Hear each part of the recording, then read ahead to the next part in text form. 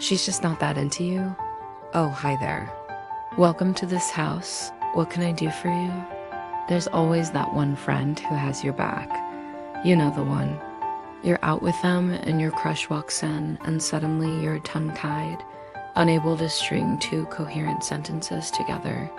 And then that friend steps in, cracks a joke, diffuses the situation, and steals your thunder. Yes, we've all got that one friend. But what if they did it too often? Does that make them a bad friend?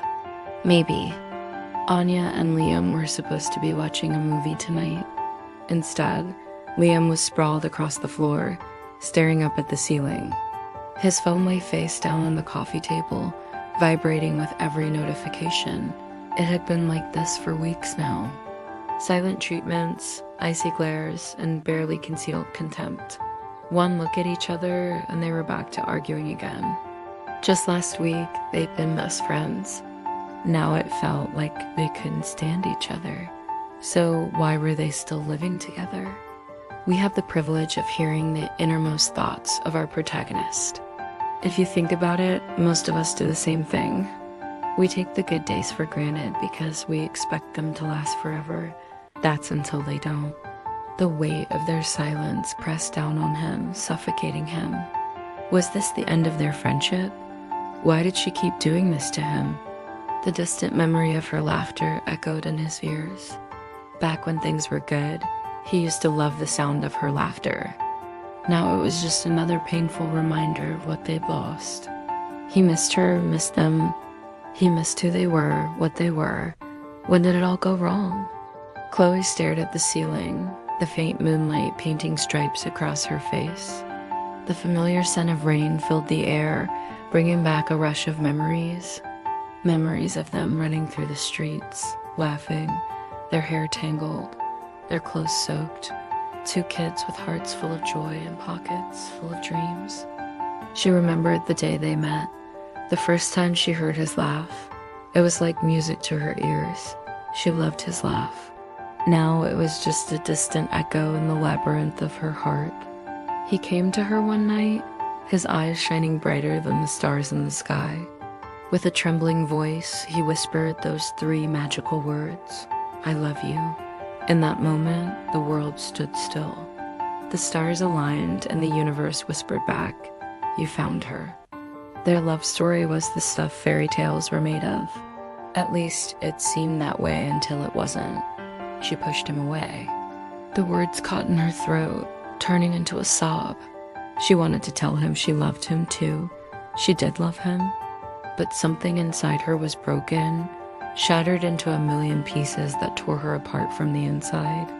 Every time he reached out to her, she flinched, pulling away, hoping he wouldn't see the cracks in her armor. Rain lashed against the windows, blurring the lights of the city into a hazy glow. The city lights reflected in the wet pavement, mirroring the turmoil in her heart. Why was it so hard to tell him? Why did she keep pushing him away? Was she afraid of getting hurt? Afraid of loving him too much? She thought she was ready. She thought she could love him without getting hurt. But the truth was, she was scared. Scared of the vulnerability, scared of the commitment, scared of losing herself in the vast ocean of his love. What's eating you alive? Think it'll get easier with time? Things rarely get easier with time, Liam. People change, move on. But some things, some moments are forever seared into your soul. Her words hung in the air like a funeral dirge, amplifying his despair. He knew she was right, but he couldn't let her go. Not now, not ever. Was she just being selfish? Was she hurting him on purpose? Or was she just afraid of something she couldn't understand herself? The truth was, she was hurting as much as he was, maybe even more. She carried the weight of her actions like a millstone around her neck, dragging her down into the abyss of guilt and despair. It started subtly. A shared glance, a lingering touch, the unspoken question in their eyes. Then it grew, taking root in the fertile ground of their hearts. Soon their bond was unbreakable, their love, a constant melody that played on repeat in their souls. It was beautiful, exhilarating, terrifying. One rainy afternoon, huddled under an old oak tree, sharing a worn copy of Romeo and Juliet, they decided to take their friendship to the next level. The words tumbled out of his mouth, clumsy yet heartfelt. I love you. The world around them faded away, leaving only the two of them and the pounding of his heart. But her response was a whisper, a mere breath. I'm sorry. The weight of those three little words crushed him. Her laughter, once a source of joy, was now a haunting memory. Her touch, once a source of comfort, now a painful reminder of the distance between them. Her eyes, once a reflection of their shared dreams, now held a distant, unfamiliar look that he no longer recognized. Was this the end of their story? Did she love him? Did she ever? He wanted to reach out to her, to pull her close and never let go, but something held him back. Some deep-seated fear that kept him frozen in place, unable to move, unable to speak. You okay? His voice was hoarse from disuse. The silence stretched between them, heavy, suffocating. Finally she spoke, her voice barely a whisper. Don't you get tired of this, Liam? Of us? Her words struck him like a physical blow, knocking the breath out of him. Tired? How could he be tired of her? How could he be tired of them? His gaze dropped to his hands, his fingers curled into fists. What am I doing here, Chloe? The words escaped his lips in a strangled whisper, echoing the question in his heart. He looked up at her, his eyes searching hers for an answer. But all he saw was a reflection of his own pain. You're here because you loved me once?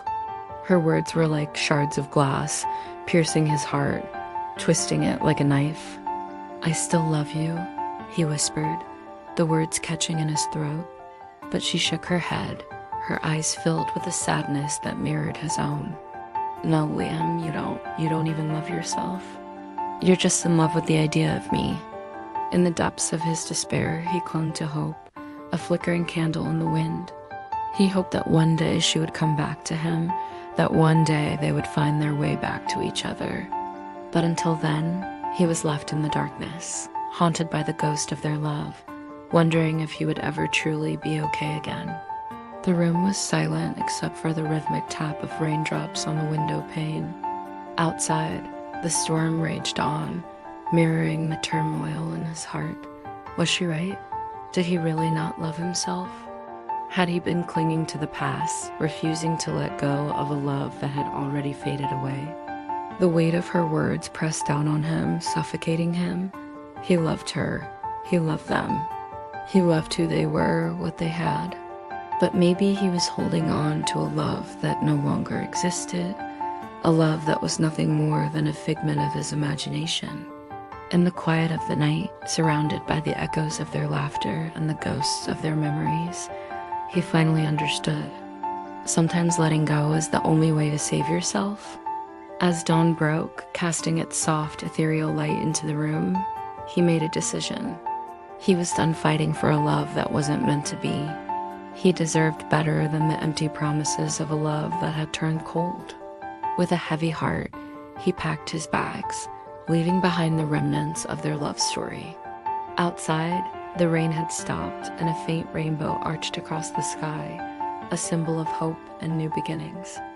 As he walked away from the house, from the woman he once loved with all his heart, he knew that this was goodbye.